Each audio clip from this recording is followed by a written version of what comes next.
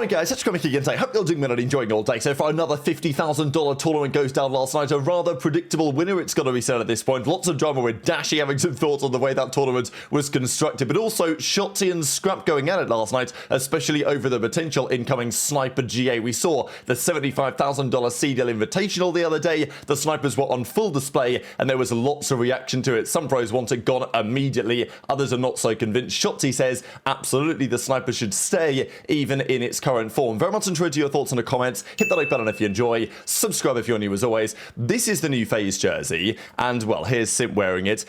It is pink. It's very pink. So, look, I don't really know exactly why they've gone down the pink route. I guess they wanted to be different to some other teams. I think this jersey in a red or a red and a black could look pretty good. Look, I know people are really hating on this jersey.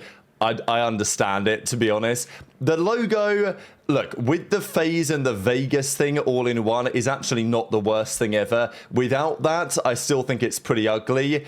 The Simp, I mean, just the writing feels a little bit, I don't know, slightly misplaced on the logo. I'm not really sure what you think about that. I know that some people have thrown around other ideas. Taylor put this together maybe like with a white and pink version, or I saw some versions with like a red and a black, and you know, it's just interesting that they've moved to Vegas and they've gone for this pink thing to me because, well, Vegas, like red and black, right? Surely doesn't it make perfect sense? But no, I guess they wanted to go a different direction with the brands. There's your FaZe jersey anyway for the new season. Let's talk about what's coming to BO7 because some big updates last night. This is the full outline of what's expected in Season 1 and we've got more on the way beyond that as well. Worthy to note, the Maddox is arriving into the game shortly enough. This is, well, a very recognizable end of the barrel on the Maddox, a Black Ops 4, of course.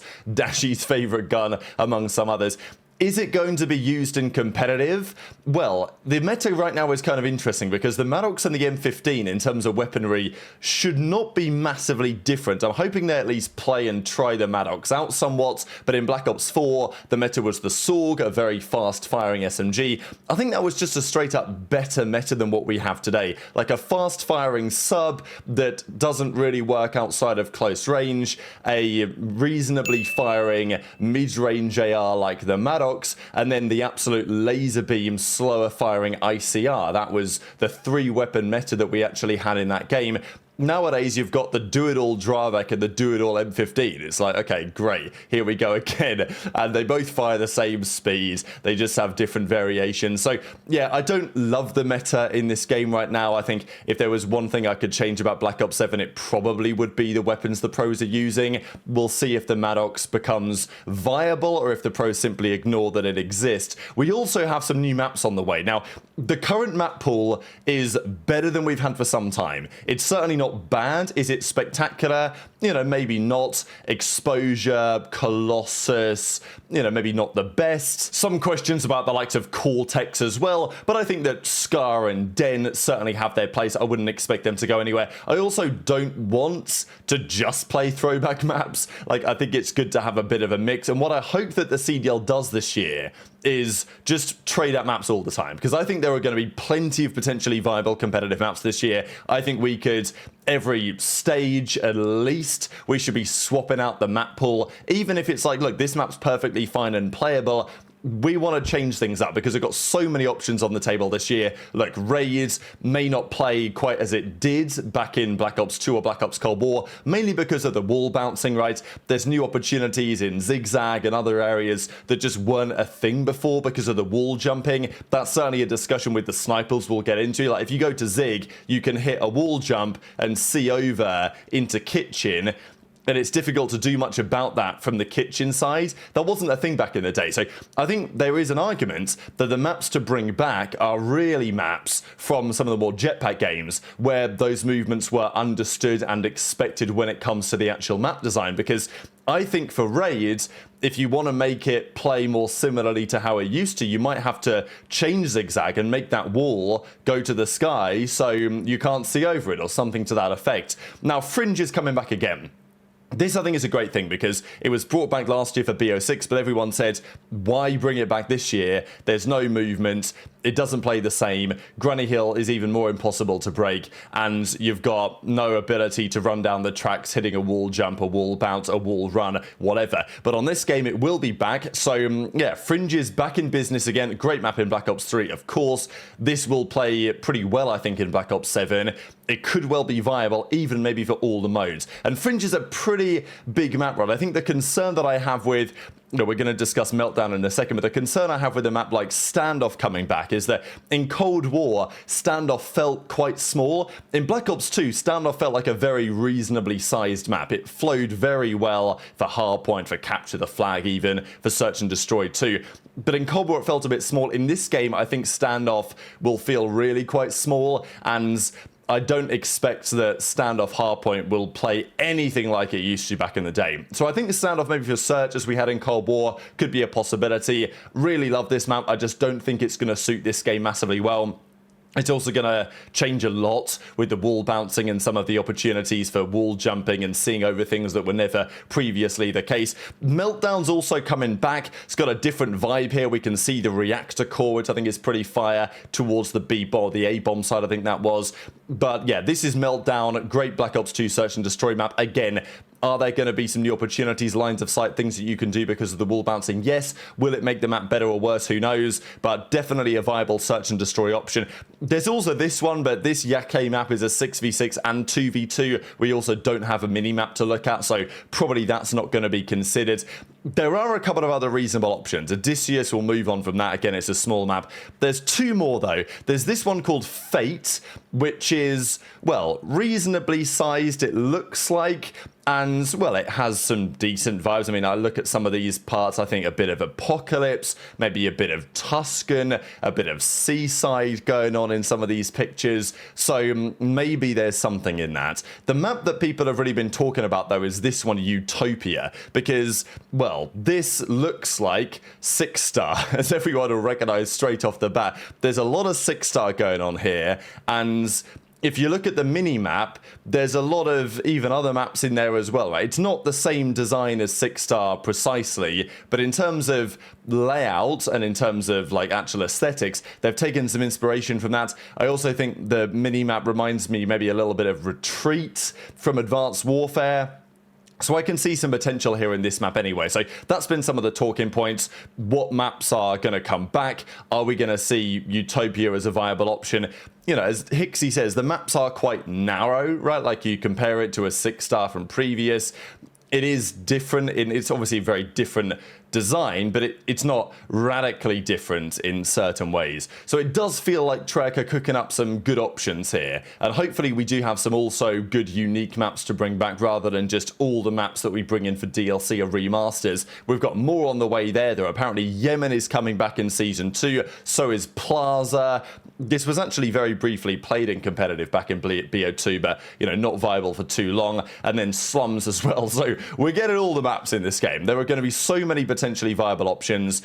I think we're in a pretty good spot right now, but it's probably only going to get better if the CDL and the players maybe make good decisions. Let's talk about this $50,000 tournament, though, before we get onto the Shotzzy and Scrap drama, because they put together this tourney. It wasn't full teams. You know, everyone had to have a content creator, a couple of players, all this type of stuff. This, though, Doug sent to Martin, 1 versus 2, takes down Money B, finds himself in a 1v1 against Dashy, and, well, there's 12 seconds on the clock, 11 seconds on the clock, guns Dashy to bed, gets on the bomb with, well, I'm not going to lie, I know you guys can't quite see this on the screen, the quality isn't very good, but it looks like when he gets to the bomb, it says about 7.3, and I know there's been a little bit of talk about this the last couple of days, that it appears that you might be able to defuse slightly below the 7.5 it's expected to be, but anyway, Doug ices up, round 11, clutches up, takes them down, and they move on in the tournament against Dashy's team. So thought that was pretty spectacular out of Doug. Krim had a couple of thoughts on this as well, I'll share, because, well, they ended up going down to Crimsix's team, and Dashy's like, well, hang on a second here, lads. Is he their content creator, right? The most successful COD player of all time? He's one shot deep right on the box. Yeah, close right lobby. Close right lobby. Close right weak. On the box, one shot, bro. Absolute close right. They're both one shot. You have time, or not that much time. He's trying. You win this. He's gonna be on the box. Yeah, he's gonna keep shooting me. Save him. Oh, go, You go, got go. You got it. Just stick it. I'm pretty sure you got it. Stick it. How did I not kill Bose? What the I think fuck? we got it. Let's fucking go, boys! Let's fucking go, baby! Holy shit! Got joked. Holy shit! Fuck. I'll take that 1v2 for the win. Fuck it. No complications. Let's go, dog. Let's fucking go, baby. Hmm. Hey, guy. Another one here. Great iron. Fuck it, I'm throwing my Hold it. trophy. Fuck it. Use my trophy. Fuck it. I'll stay alive with the trophy. I have you up, get up.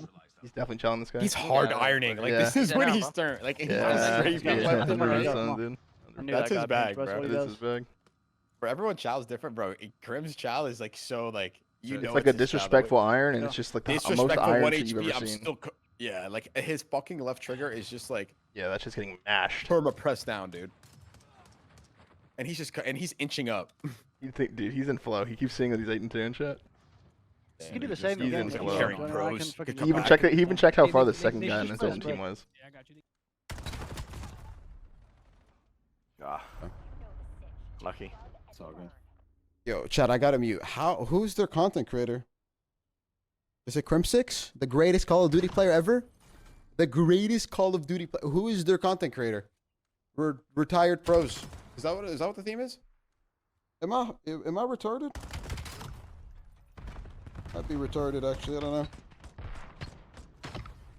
Crim6's team takes the victory in the end. It will come to no surprise that Mercules was also on this team. I don't know what it is with the plot armor on this guy, but he just wins everything. It's just all he does. So anyway, Crim, Johnny, Nasty, and Mercules with a coach. That was their kind of team before, and pretty cool to see. I mean, yeah, $10,000 each they took home for this one. 50k COD Shuffle champions. Yeah, quite the invitational tournament we've had early doors here in Black Ops 7. And, well, Mercules has done it again, and Hitch even tweeted it out.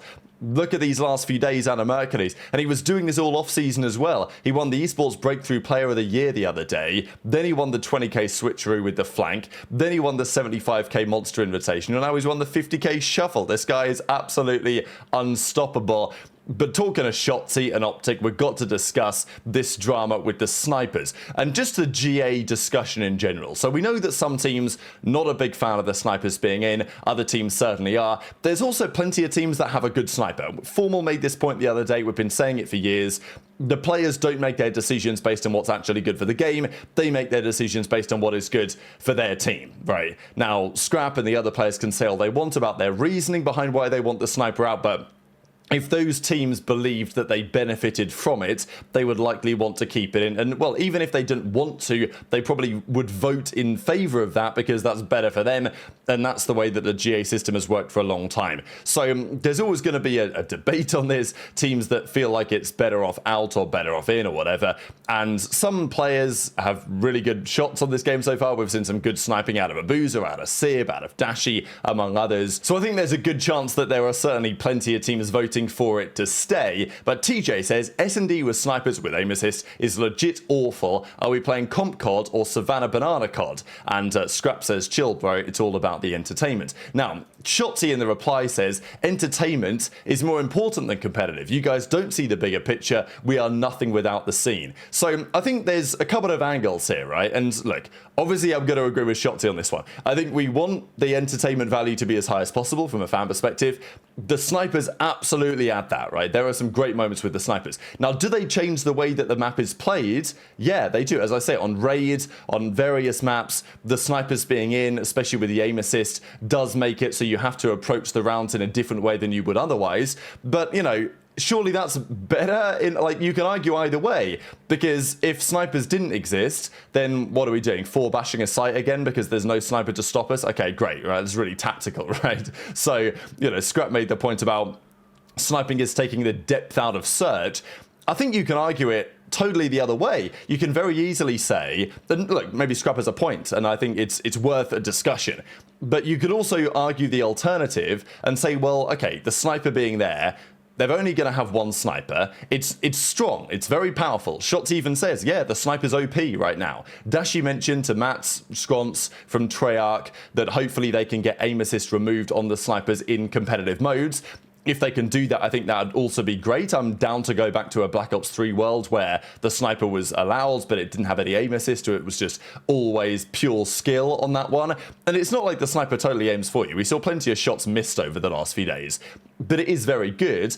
But I think the point is, if they've got a sniper, he can only be one place, right? Like, where's he going to be? And you got to think about where that's going to be. Do you want to counter him with your own sniper, pull one out yourself? Or do you want to take a different approach? If he's been playing B-bomb the entire time, okay, do we go A? Do we wait it out and wait for him to rotate? You know, it's like you're playing against an AWP in Counter-Strike. And even then, you've got smoke grenades you can potentially use as well.